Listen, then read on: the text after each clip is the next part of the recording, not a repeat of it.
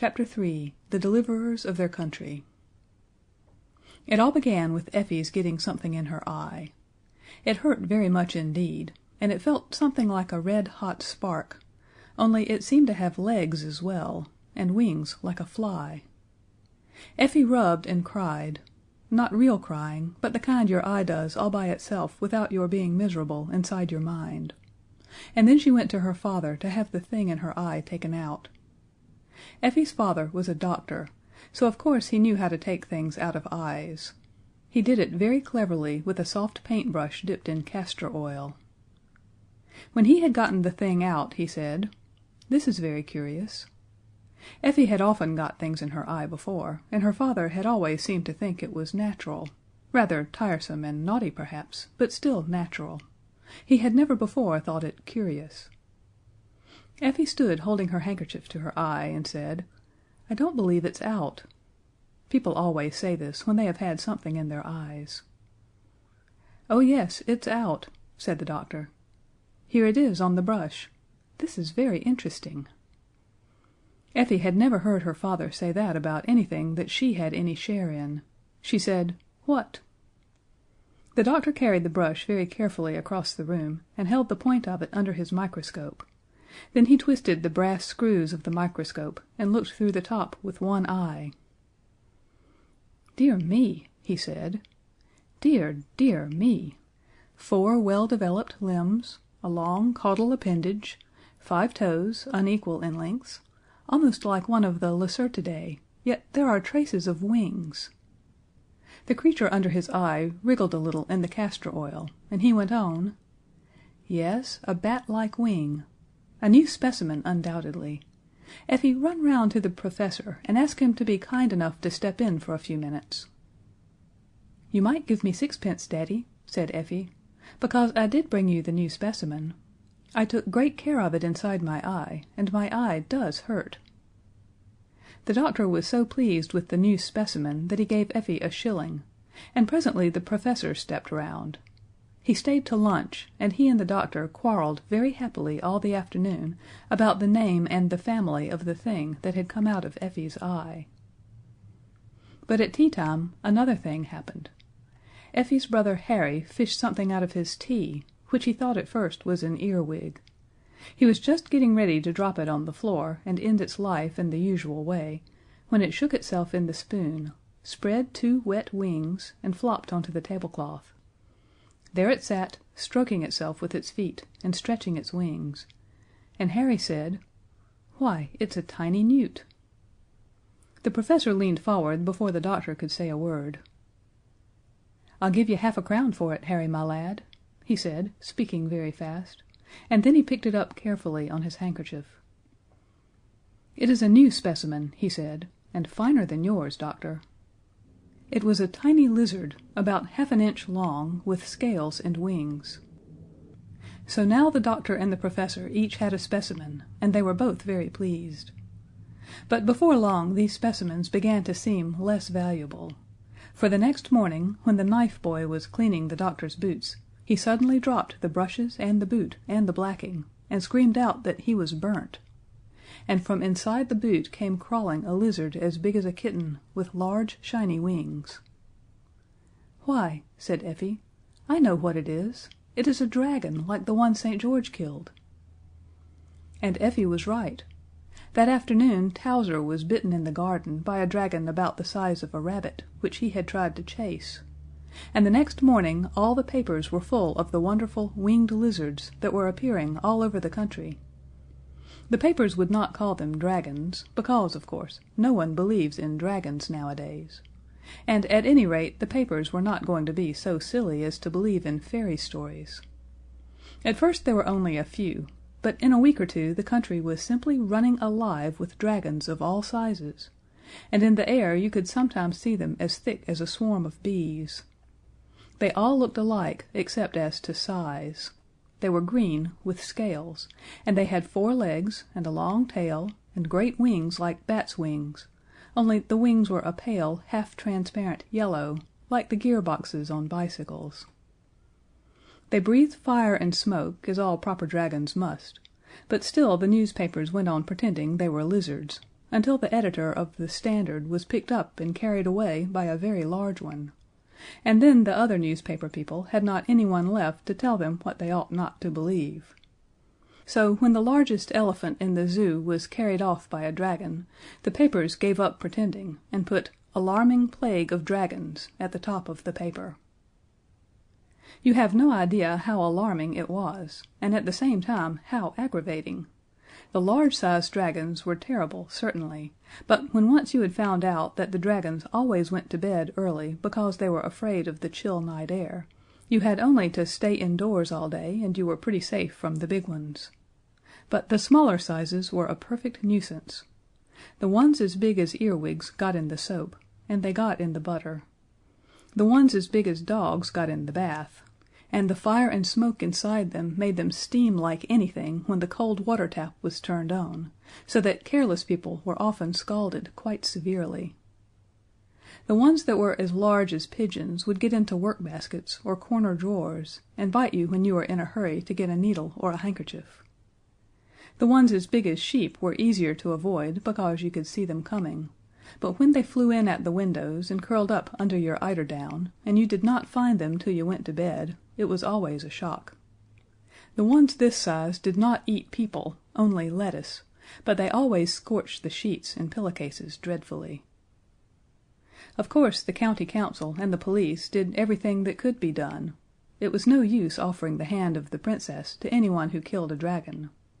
This way was all very well in olden times, when there was only one dragon and one princess, but now there were far more dragons than princesses, although the royal family was a large one.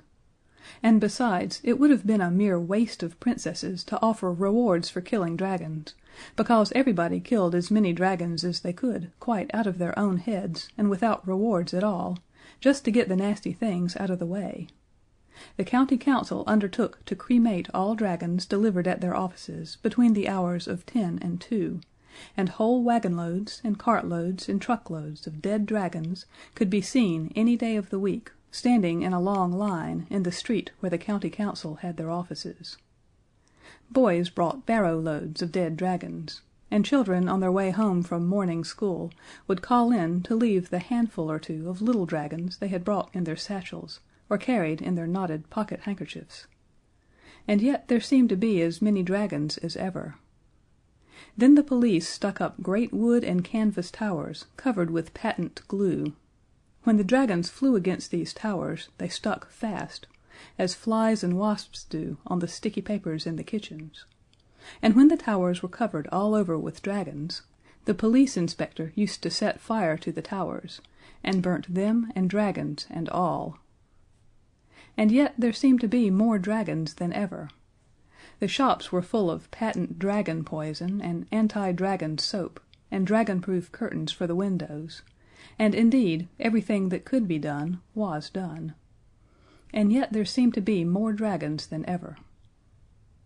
It was not very easy to know what would poison a dragon, because, you see, they ate such different things.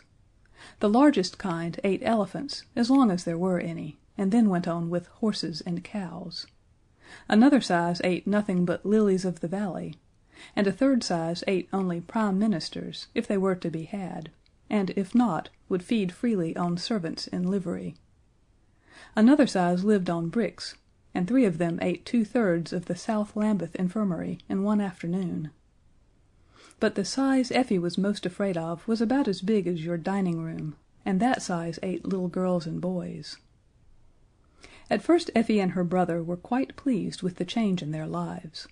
It was so amusing to sit up all night instead of going to sleep, and to play in the garden lighted by electric lamps. And it sounded so funny to hear Mother say, when they were going to bed, "Good night, my darlings, sleep sound all day, and don't get up too soon. You must not get up before it's quite dark. You wouldn't like the nasty dragons to catch you." But after a time they got very tired of it all. They wanted to see the flowers and trees growing in the fields, and to see the pretty sunshine out of doors, and not just through glass windows and patent dragon-proof curtains. And they wanted to play on the grass, which they were not allowed to do in the electric lamp-lighted garden because of the night dew.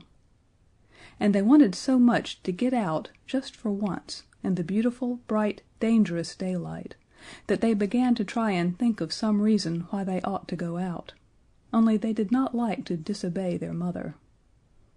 But one morning their mother was busy preparing some new dragon poison to lay down in the cellars, and their father was bandaging the hand of the boot boy, which had been scratched by one of the dragons who liked to eat prime ministers when they were to be had, so nobody remembered to say to the children, "Don't get up till it is quite dark." "Go now," said Harry. "It would not be disobedient to go, and I know exactly what we ought to do, but I don't know how we ought to do it." "What ought we to do?" said Effie. "We ought to wake St. George, of course," said Harry. He was the only person in his town who knew how to manage dragons. The people in the fairy tales don't count. But St. George is a real person, and he is only asleep, and he is waiting to be waked up. Only nobody believes in St. George now. I heard father say so. "We do," said Effie. "Of course we do. And don't you see, Ef, that's the very reason why we could wake him. You can't wake people if you don't believe in them, can you?" Effie said no, but where could they find St. George? "We must go and look," said Harry boldly. "You shall wear a dragon-proof frock made of stuff like the curtains, and I will smear myself all over with the best dragon poison and—" Effie clasped her hands and skipped with joy and cried, "Oh, Harry, I know where we can find St. George. In St. George's Church, of course." Said Harry, wishing he had thought of it for himself. "You have a little sense sometimes, for a girl." So the next afternoon, quite early, long before the beams of sunset announced the coming night, when everybody would be up and working, the two children got out of bed. Effie wrapped herself in a shawl of dragonproof muslin. There was no time to make the frock. And Harry made a horrid mess of himself with a patent dragon poison. It was warranted harmless to infants and invalids, so he felt quite safe. Then they joined hands and set out to walk to St. George's Church. As you know, there are many St. George's churches, but fortunately they took the turning that leads to the right one, and went along in the bright sunlight, feeling very brave and adventurous. There was no one about in the streets except dragons, and the place was simply swarming with them. Fortunately, none of the dragons were just the right size for eating little boys and girls, or perhaps this story might have had to end here. There were dragons on the pavement, and dragons on the roadway, dragons basking on the front doorsteps of public buildings, and dragons preening their wings on the roofs in the hot afternoon sun. The town was quite green with them. Even when the children had gotten out of the town and were walking in the lanes, they noticed that the fields on each side were greener than usual with the scaly legs and tails, and some of the smaller sizes had made themselves asbestos nests in the flowering hawthorn hedges. Effie held her brother's hand very tight, and once when a fat dragon flopped against her ear she screamed out, and a whole flight of green dragons rose from the field at the sound, and sprawled away across the sky. The children could hear the rattle of their wings as they flew. "Oh, I want to go home," said Effie. "Don't be silly," said Harry. "Surely you haven't forgotten about the 7 champions and all the princes. People who are going to be their country's deliverers never scream and say they want to go home." "And are we?" asked Effie. "Deliverers, I mean?" "You'll see," said her brother, and on they went. When they came to St. George's Church they found the door open, and they walked right in, but St. George was not there, so they walked around the churchyard outside, and presently they found the great stone tomb of St. George, with the figure of him carved in marble outside, in his armor and helmet, and with his hands folded on his breast. "However can we wake him?" they said.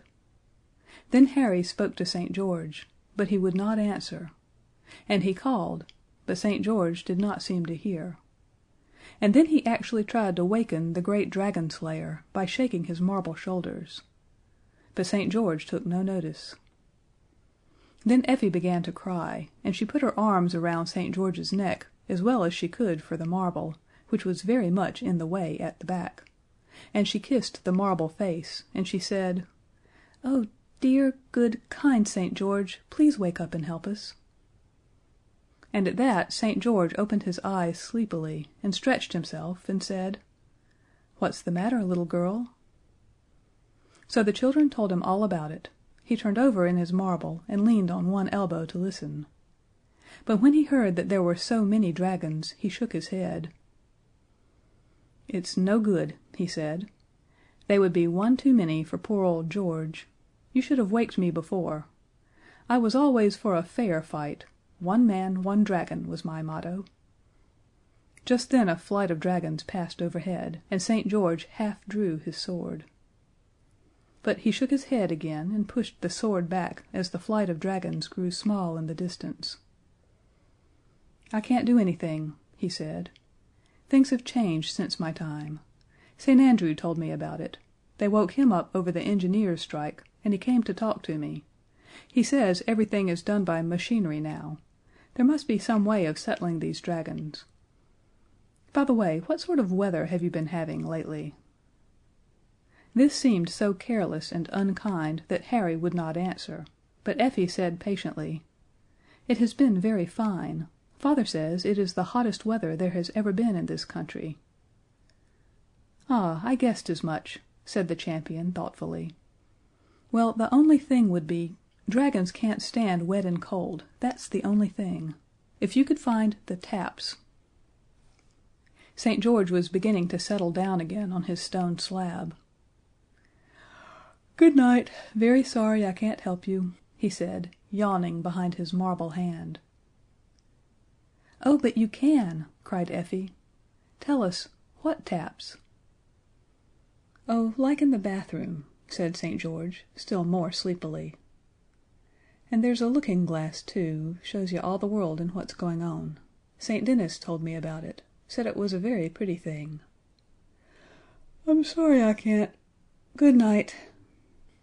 And he fell back into his marble and was fast asleep again in a moment. "We shall never find the taps," said Harry. "I say, wouldn't it be awful if St. George woke up when there was a dragon near, the size that eats champions?" Effie pulled off her dragon-proof veil. "We didn't meet any the size of the dining room as we came along," she said. "I dare say we shall be quite safe." So she covered St. George with the veil, and Harry rubbed off as much as he could of the dragon poison onto St. George's armor, so as to make everything quite safe for him. "We might hide in the church till it is dark," he said, "and then—" But at that moment a dark shadow fell on them, and they saw that it was a dragon exactly the size of the dining room at home. So then they knew that all was lost. The dragon swooped down and caught the two children in his claws. He caught Effie by her green silk sash, and Harry by the little point at the back of his Eton jacket, and then, spreading his great yellow wings, he rose into the air, rattling like a third-class carriage when the brake is hard on. "Oh, Harry," said Effie, "I wonder when he will eat us." The dragon was flying across woods and fields with great flaps of his wings that carried him a quarter of a mile at each flap. Harry and Effie could see the country below, hedges and rivers and churches and farmhouses flowing away from under them, much faster than you see them running away from the sides of the fastest express train. And still the dragon flew on. The children saw other dragons in the air as they went, but the dragon who was as big as the dining room never stopped to speak to any of them, but just flew on quite steadily. "He knows where he wants to go," said Harry. "Oh, if he would only drop us before he gets there!" But the dragon held on tight, and he flew and flew and flew, until at last, when the children were quite giddy, he settled down, with a rattling of all his scales, on the top of a mountain. And he lay there, on his great green scaly side, panting, and very much out of breath, because he had come such a long way. But his claws were fast in Effie's sash and the little point at the back of Harry's Eton jacket. Then Effie took out the knife Harry had given her on her birthday. It had cost only 6d to begin with, and she had had it a month, and it never could sharpen anything but slate pencils.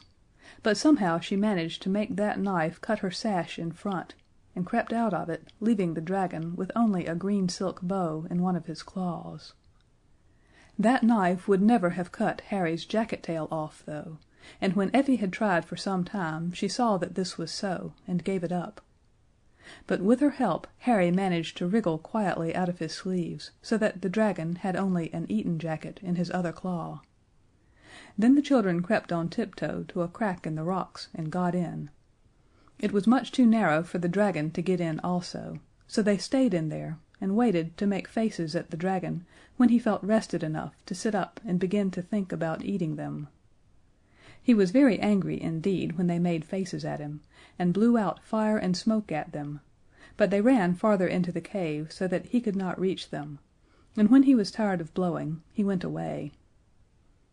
But they were afraid to come out of the cave, so they went farther in, and presently the cave opened out and grew bigger, and the floor was soft sand, and when they had come to the very end of the cave there was a door, and on it was written, "Universal Tap Room, Private, no one allowed inside." So they opened the door at once, just to peep in, and then they remembered what St. George had said. "We can't be worse off than we are," said Harry, "with a dragon waiting for us outside. Let's go in." They went boldly into the tap room and shut the door behind them. And now they were in a sort of room cut out of the solid rock, and all along one side of the room were taps, and all the taps were labeled with china labels like you see in baths. And as they could both read words of 2 syllables, or even 3 sometimes, they understood at once that they had gotten to the place where the weather is turned on from.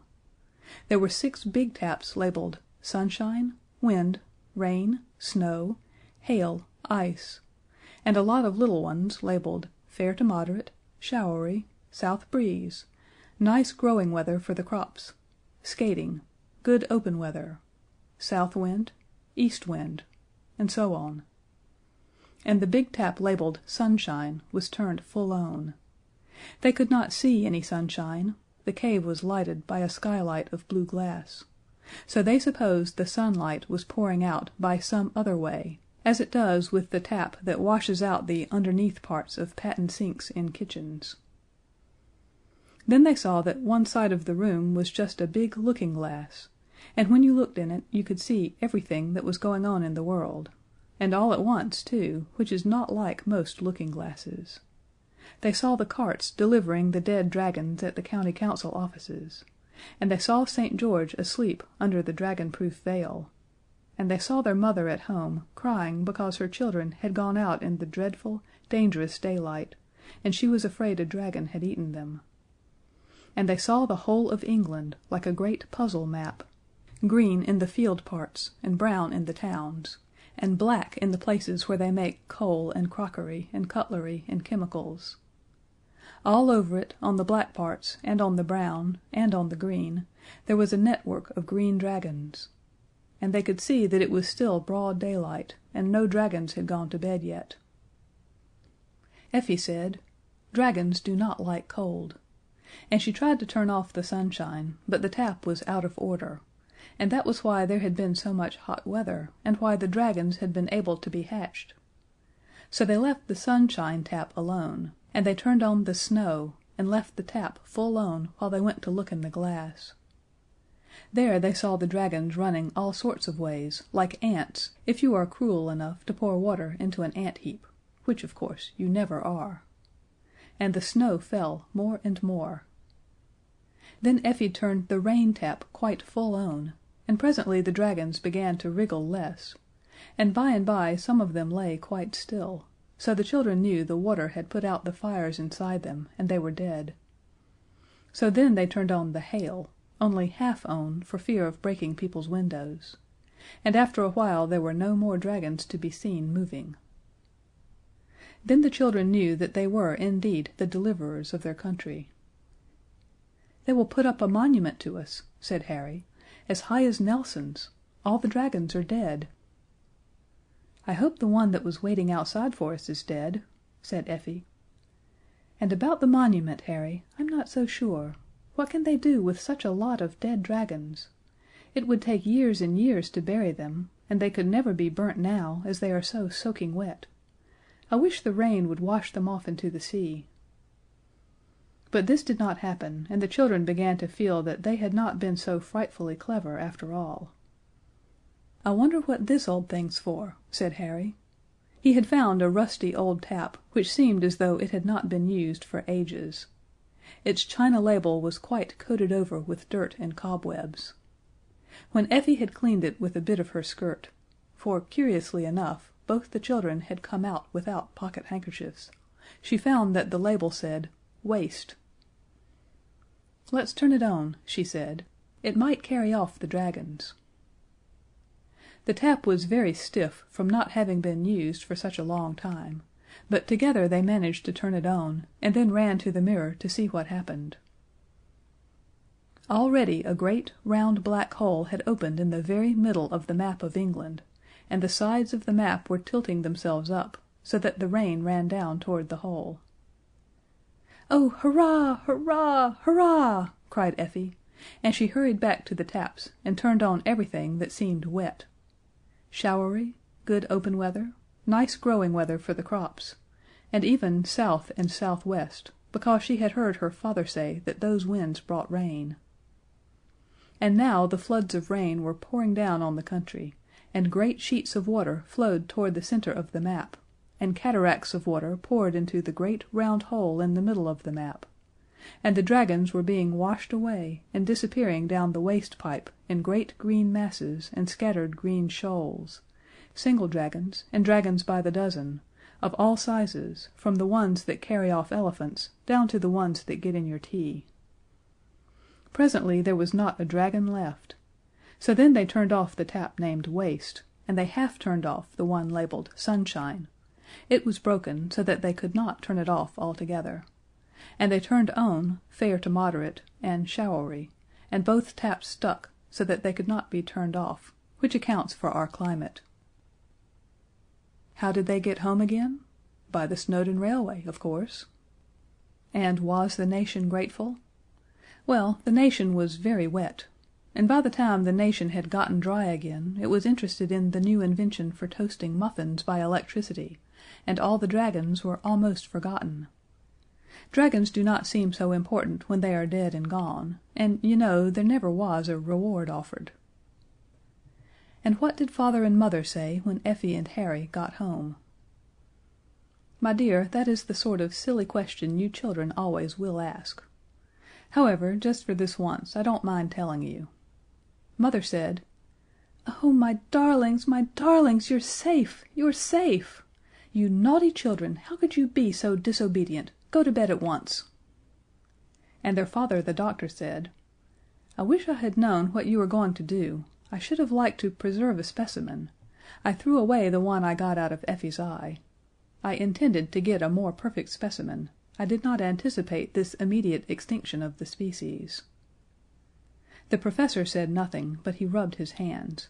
He had kept his specimen, the one the size of an earwig that he gave Harry half a crown for, and he has it to this day. You must get him to show it to you.